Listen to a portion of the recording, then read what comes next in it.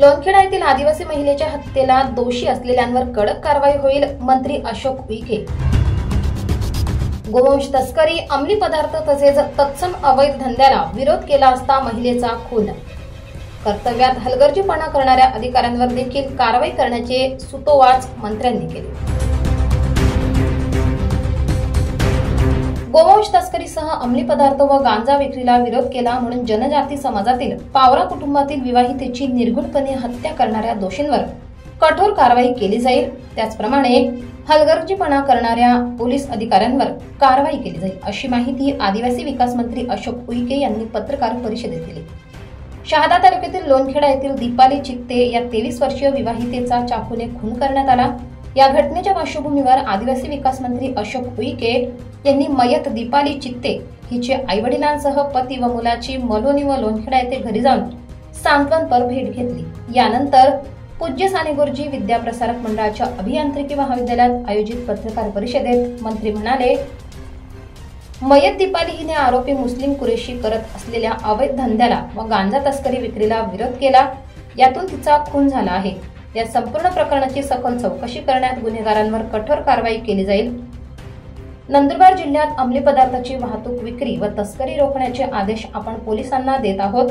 तस्करांवर कठोर कारवाई करण्यात यावी, तसेच याला प्रोत्साहन देणाऱ्या अधिकाऱ्यांवरील कारवाई करण्याच्या सूचना पोलिसांना दिल्या आहेत। जिल्ह्यात गोवंश तस्करीसह अंमली पदार्थांची तस्करी मोठ्या प्रमाणात सुरू आहे। या घटना रोखण्याचे आदेश पोलीस प्रशासनाला दिले जातील व तस्करांवर कठोर कारवाई केली जाईल। केवळ तस्करीला विरोध केला म्हणून आदिवासी समाजातील विवाहितेला आपला जीव गमवावा लागल्याची घटना अतिशय वाईट आहे। याबाबत आपण मुख्यमंत्री देवेंद्र फडणवीस यांना सखोल माहिती देणार असून संपूर्ण जिल्ह्यात विशेष मोहीम राबवण्याची मागणी करणार आहे। महायुती शासनाच्या काळात जिल्ह्यांवर कुठलाही अन्याय होणार नाही याची खबरदारी घेतली जाईल। मायतेच्या मुलाची संपूर्ण शैक्षणिक जबाबदारी शासन स्वीकारत असून त्यांना व कुटुंबियांना अन्य शासकीय योजनांचा लाभ त्वरित दिला जाईल, तसेच मुख्यमंत्र्यांमार्फत आर्थिक सहाय्य दिले जाईल, असे त्यांनी सांगितले। यावेळी आमदार राजेश पाडवी, पूज्य साने गुरुजी विद्याप्रसारक मंडळाचे अध्यक्ष दीपक पाटील, भाजपचे जिल्हा उपाध्यक्ष मकरंद पाटील, डॉक्टर शशिकांत वाणी, डॉक्टर किशोर पाटील, तळोद्याचे माजी नगराध्यक्ष अजय परदेशी, विनोद जैन, मोतीलाल जैन, रवींद्र राऊल, अनिल भामरे, कल्पेश पटेल, भाजपा तालुका अध्यक्ष नितीन पाटील, सुनील चव्हाण, रमाशंकर माळी, महेंद्र पटेल, कैलास चौधरी, पदाधिकारी व कार्यकर्ते उपस्थित होते। स्वर्गीय दीपाली चित्ते यांचा दिनांक 29 डिसेंबरला मुस्लिम कुरेशी या व्यक्तीनं आमच्या जनजाती परिवारातल्या पावरा समाजाच्या बहिणीचा खून केला।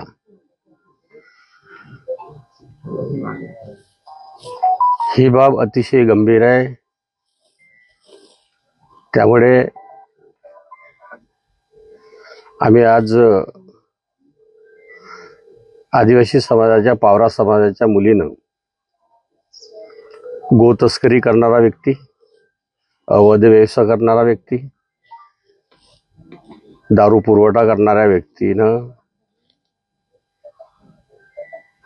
हे तुम्ही जे व्यवसाय करत आहे हे चुकीचे करत आहे, गो तस्करी करू नये अशा प्रकारचा तिनं शब्द बोलल्यामुळे, त्यांना थांबवण्याचे प्रयत्न केल्यामुळे, विरोध केल्यामुळे आमच्या बहिणीचा खून केला, हत्या केली। त्यामुळे आज शासनाच्या वतीनं, शासन म्हणून आम्ही सर्व या ठिकाणी पोहोचलो। तो गुन्हेगारी प्रवृत्तीचा व्यक्ती असल्यामुळे त्याच्यावर तात्काळ मोकासारख्या केसेस लावण्यासाठी, तपासणी करून लावण्यासाठी प्रयत्न 100% करू।